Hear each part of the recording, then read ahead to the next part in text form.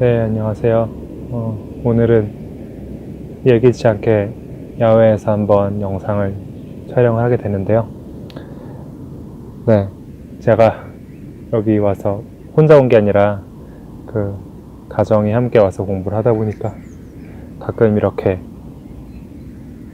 애기를 데리고 이제 재우러 나와서 공부를 해야 될 때가 있어요. 그래서 오늘은 그냥 오랜만에 카페에 가서 공부를 할까 하고 나왔는데 카페가 너무 시끄러워서 결국 이렇게 공원으로 나오게 됐습니다. 그래서 여기서 공부하기도 좀 애매하고 그래서 이왕 나온 김에 이번 에피소드 소개를 여기서 찍어야겠다라고 생각을 해서 네, 겸사겸사 스코틀랜드도 이렇게 소개를 하게 되네요.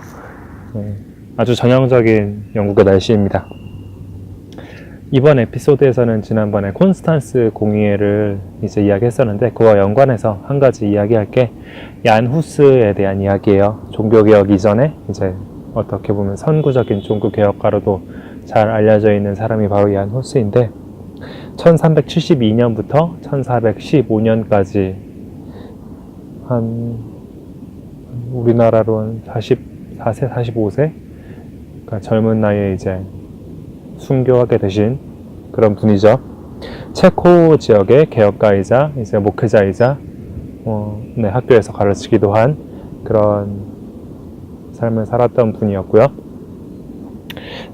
사실 이제 영국에서 유명한 위클리프의 영향을 받았던 사람이에요. 물론 위클리프의 영향을 많이 받긴 했지만 모든 면에서 받은 건 아니고 특히 이제 성찬에 있어서 위클리프랑 다르게 얀 후스는 어떤 면에서 전통적인 가톨릭의 견해, 그러니까 빵과 포도주가 실제 예수님의 몸으로 변한다는 화채설의 견해를 따랐던 사람이기도 했습니다. 그러니까 모든 면에서 종교개혁의 선구자라고 해서 나중에 종교개혁 시대에 나타나는 중요한 교리들을 다 주장한 건 아니에요. 그리고 또 생각을 해봐야 될 것이 후스가 있었던 보헤미아 지역은 이제 이미 후스가 태어났을 때부터 어떤 면에서의 종교의 개혁에 대한 어떤 움직임들이 많이 있었어요. 그래서 어떤 면에서는 후스를 보헤미아 지역에서 개혁을 시작한 사람이 아니라 그쪽 개혁의 어떤 정점을 찍은 사람 중에 하나다라고 이제 정점을 찍은 사람이다라고 평가를 하기도 합니다. 이미 체코의 성직자들 사이에서 그러니까 체코 언어로 현지어로 성경을 연구하고 그리고 사람들에게 라틴어로 설교를 하는 게 아니라 평민들에게 그들이 알아들을 수 있는 말인 체코의 언어로 설교를 하는 것이 이제 개혁을 주장하는 사람들에 의해서 많이 강조가 되었고 그런 의미에서 이제 세워진 예배당이 1391년에 베들레헴 채플이라는 게 프라하에서 이제 세워져요. 지금은 프라하에 있는 어떤 공과대학의 강당으로 쓰이고 있다고 하는데 베들레헴 채플이 이제 프라하에 세워지고 이 채플에서 그러니까 10년 뒤 세워진 지 10년 뒤에 후스가 이제 그곳에 설교자로 임명을 받습니다.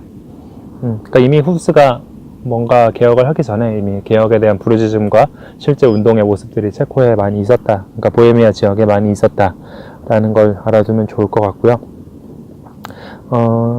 이제 이곳에서 후스는 계속 또 개혁의 물결을 따라서 당시 이제 신앙의 문제에 있어서 교회의 모습에 있어서 개혁을 해야 될 부분에 대해서 이제 열심히 부르짖고 또 이제 말씀을 가르치고 합니다.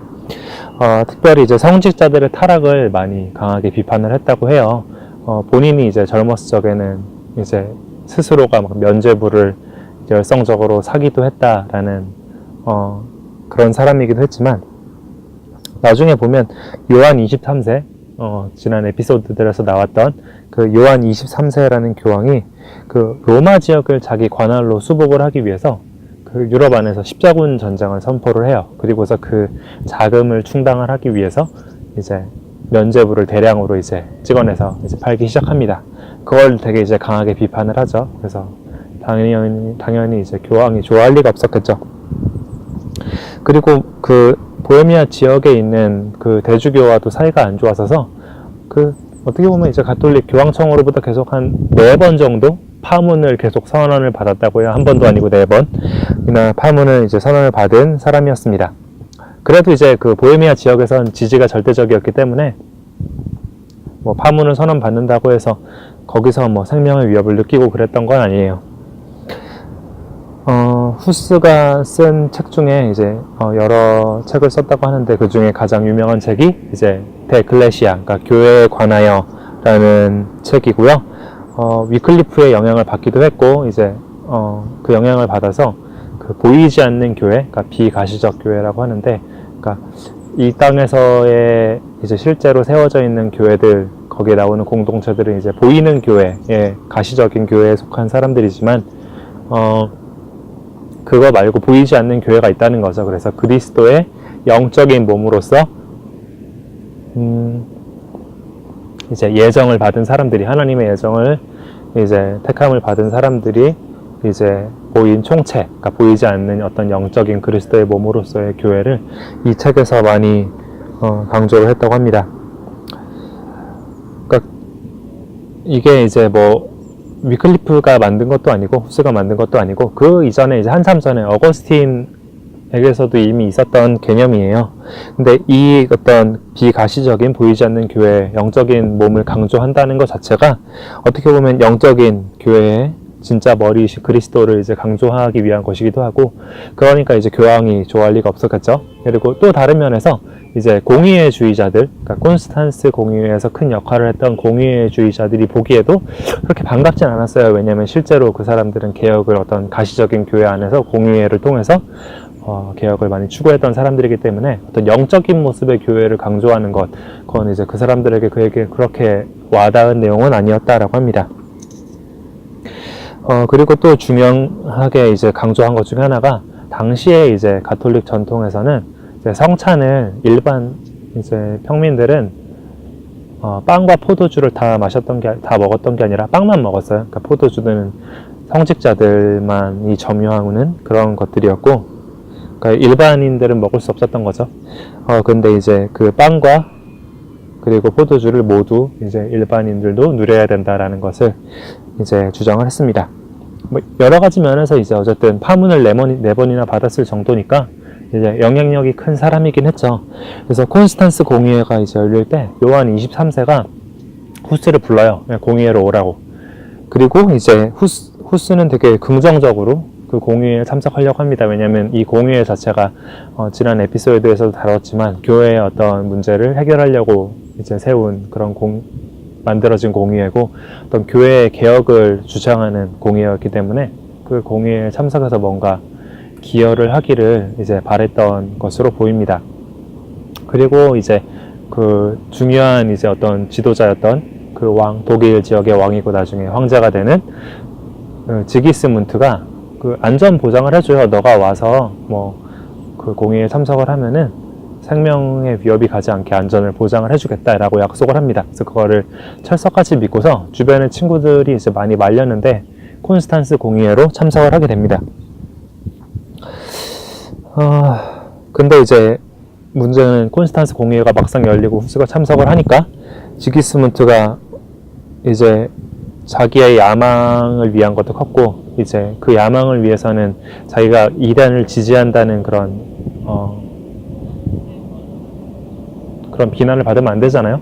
그러니까 이제 후스를 버려요. 이제 후스를 한테 했던 약속을 저버립니다. 그래서 어떻게 보면은 처음에 후스가 콘스탄스 공의회에 참석을 했을 때 후스를 이제 제일 처리하고 싶었던 사람 중에 하나는 요한 23세였겠죠. 근데 나중에는 요한 23세가 후스가 도망갈 수 있는 길도 열어주려고 했는데 오히려 지기스문트 황제가 그 길을 막아버렸다라고 합니다.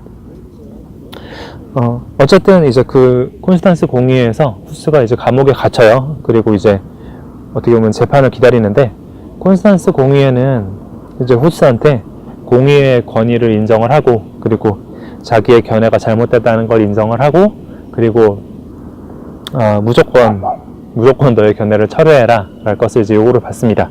근데 이제 가장 큰 문제가 뭐냐면, 후스는 이 공의회에서 자기의 어떤 견해를, 그리고 자기가 받고 있는 어떤 그런 누명 같은 거를 변론할 수 있는 기회가 없었어요. 그러니까 뭔가 말하려고 하면은 너는 이제 조용히 해라 라고 이제 주변에서 윽박 지르고, 어떻게 보면 자기의 어떤 견해를 변호할 수 있는 그런 기회가 없었다고 합니다. 그러니까 심지어 자기의 견해가 아닌 것들도 사람들이 이제 후스가 이런 이제 악한 주장을 했다라고 이제 누명을 씌우는데, 거기에 대해서도 이게 내가 한 주장이 아닌데 거기에 대해서도 이제 변론을 할 수 있는 기회가 전혀 없었던 거죠.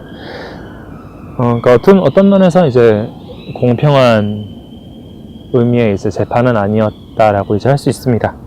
그러니까 그리고 이미 공의회 안에서 후스가 설사 자기의 주장을 철회한다고 해도 그 철회를 이제 실제로 믿고 이제 받아들이면 안 된다라는 주장도 이미 나왔고요. 그리고 그거를 지기스문트도 이제 동의를 해요. 그러니까 후스가 철회를 해도 우리는 후스를 믿으면 안 된다라고 이제 이렇게 이제 봅니다. 그러니까 후스가 만약에 그 공의회에서 자기의 주장을 철회했다고 해서 후스가 과연 살 수 있었을 거냐라는 거에 대해서도 사실 의문이긴 합니다.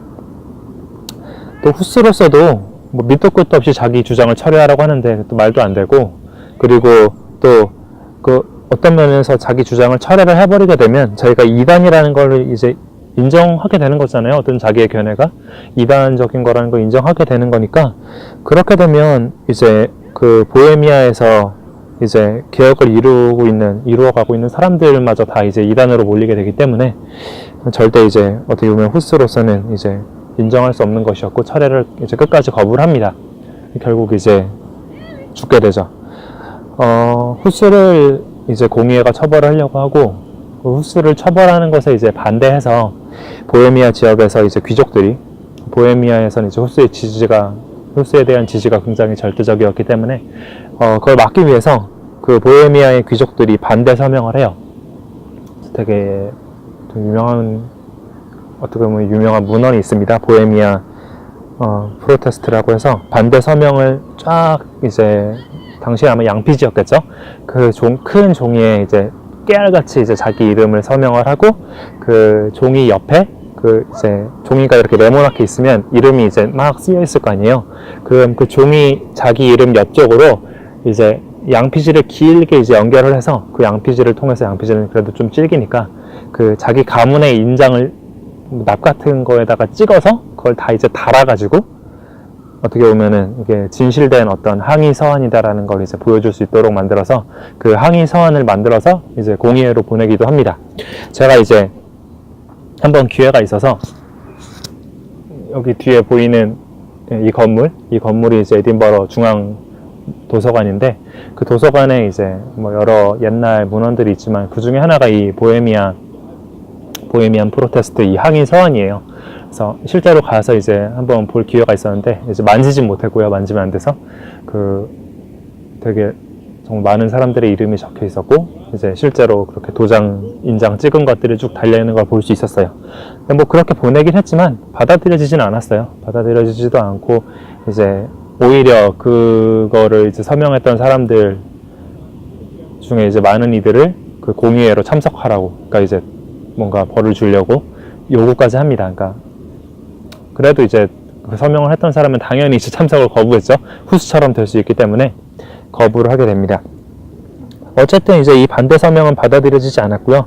결국 이제 후스는 콘스탄스 공의회에서 화형을 당해서 이제 죽음을 맞이하게 됩니다. 그래서 결국 이 사건으로 인해서 보헤미아 사람들이 이제 격분을 하게 되죠. 격분을 하게 되고, 이걸 통해서 이제 저항 및 개혁 운동이, 어떤 후스의 정신을 계속 이어가려는 개혁 운동이 보헤미아 안에서 일어나게 됩니다.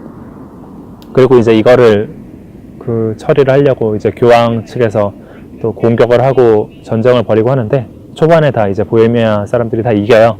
그래서 이제 한동안 되게 영향력 있는 개혁 운동을 이제 지속을 이제 해 가게 됩니다.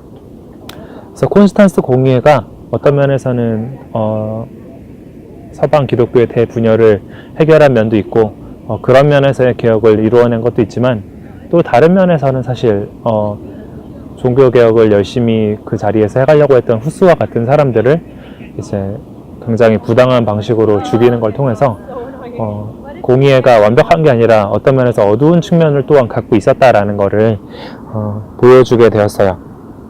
사실 이게 또 문제가 되는 게, 공의회주의자들이 그 공의회주의를 이제 사상을 막 주장을 하면서 공의의 권위로 주장했던 것 중에 하나가 인간 개인인 교황은 어떤 결정을 할 때 잘못된 결정을 하거나 오류를 일으킬 수가 있지만 성령의 이끌림을 받는 공의회는 이제 오류가 없다라고 이제 공의의 권위를 되게 강하게 주장을 했던 게 있었거든요.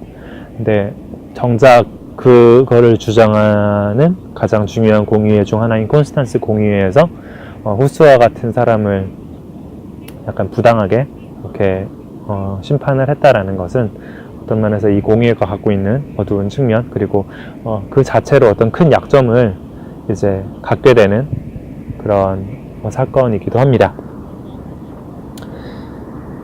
최소한 이제 만약에 후스가 공정한 판결을 받을 기회가 있었으면 좀 얘기가 달랐겠죠.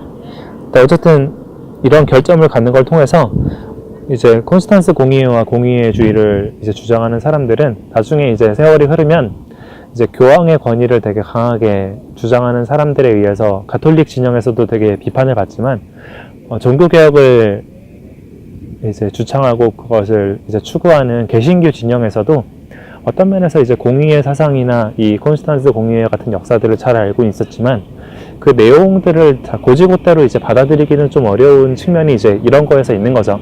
어떻게 보면 루터가 자기의 선구자로 인정을 했던 후스가 이렇게 이제 심판을 받았던 것이기 때문에 어떤 면에서 이제 콘스탄스 공의회는 이런 측면에서 개신교로부터도 어떤 면에서 이제 의문을 갖게 만드는 그런 약점을 품게 되었다라고 이제 볼 수 있을 것 같습니다. 이렇게 이제 콘스탄스 공의회가 또 다른 측면에서 어떤 약점이 있었는지를 살펴봤고요. 이제 다음 에피소드에서 뭘 다뤄야 될지 아직 정하지 않았는데 다음 에피소드를 정하고 이제 거기서 또 뵙도록 하겠습니다. 네, 어떻게 에피소드가 점점 길어지는 것 같은데 다음엔 또 다른 에피소드로 찾아뵙도록 하겠습니다. 또 봐요.